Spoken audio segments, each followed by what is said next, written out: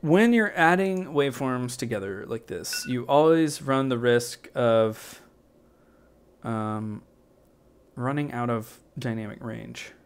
So, you know, if we play this, and then if I generate another one, mono track, generate tone, 220. Okay. I think this should be okay, but maybe I should make it a little bit louder just so that I can emphasize my point here. Generate tone. Amplitude. Oh yeah, let's make it 0.7. Okay. So now we've got two waves. We've got them constructively interfering because when each one is positive, the other one is positive, and when the first one is negative, the other one's negative, which means that they're gonna combine to make values that are higher and lower instead of just becoming silence. So tracks mix and render to new track. Oh, but what happens when we've exceeded our ceiling over here? Like, this is what's known in the audio world as clipping. Like, you've literally ran out of dynamic range. So in most cases this sounds pretty bad. In this case, you know, it's not like the end of the world or anything, but like it is technically distortion because you ran out of room here.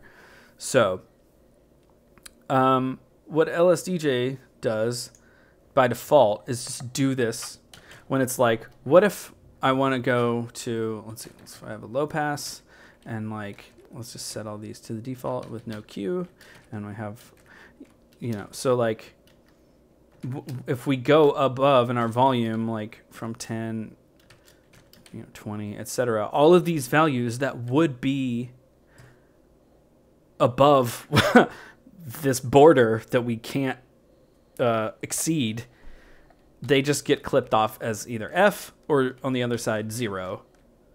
So that's what clipping is when you've got this set to clipping.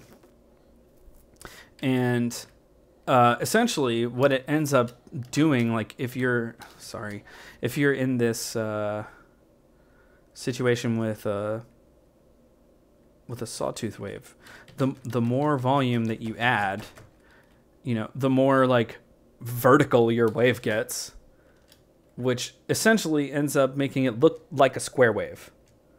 So like for our purposes, you can tend to think of like clipping as like when your wave gets louder, it just turns it more and more into a square wave. So I don't know why I didn't think of this until now, but if we start at 1 and then go up to F and then set our instrument to do something besides manual playback, now we can kind of hear, let's set this to 6 and loop position F. And then you can hear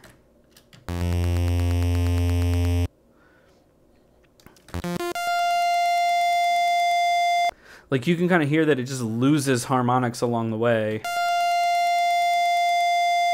And at the end it just sounds like a square wave. So that's what clip is. Does that make sense? Yeah, it does. So, I mean, it's kind of nice because, like, a square wave is a fairly smooth sound. So it's basically saying, like, if we run out of volume, just, you know, clip it off. Like, just be nice about it. Like, just be chill. And then that allows you to do all kinds of crazy stuff with Q. And, like, it's just really nice because you just kind of end up, you know, with a cool looking waveform. So... So when we get into folding, what that is going to do is essentially where we end up with like just a flat edge here. It's actually going to take anything above this little border and like mirror it back over the border on the other side. So let me try to think of how to maybe I mean, it should be visually clear, but it's a little bit harder to explain what happens with the audio. Well, your valley becomes a peak, basically, right? Or not, sorry, the peak becomes a valley or whatever. So it's like it gets pushed downward instead of up over the border. It's like turns around, goes the other way. Right, yeah. And you can kind of see it happening, like where these edges kind of like, and then when they hit the bottom border, then they fold back in on themselves again. So like, maybe I can make this with a less drastic example, then you can kind of see what happens where. So this is like, it's kind of triangle-y. So like, it's still pretty smooth, because like this almost looks like a sine wave, you know, or this almost looks kind of triangle-y. So like, if we hear this one, it's still a pretty smooth transition, and like, it's kind of cool, but it's a little bit less predictable, because where those times when you wanted emphasis maybe by having more volume, like you kind of lost it because it's just going to go back into this, you know, into this dynamic place where it's not just purely going to emphasize, you know, wherever you placed the most volume emphasis, that being either in the volume or in the Q. So it just means that whatever you're doing with volume or Q is not gonna sound maybe the way that you anticipated when you designed it. And then wrap is pretty gnarly. So instead of folding it back, it literally wraps it around. And so like, if you were to exceed, it's like, you know, when you're editing this, like if you go above F, it's going to wrap it to 0, and then like vice versa. And like, if it wraps multiple times, it's just going to end up where it would after it wrapped the first time. So, oops. So now you're just starting to add even more, even more crazy sounds. And this one is the harshest, I think, of all of the modes.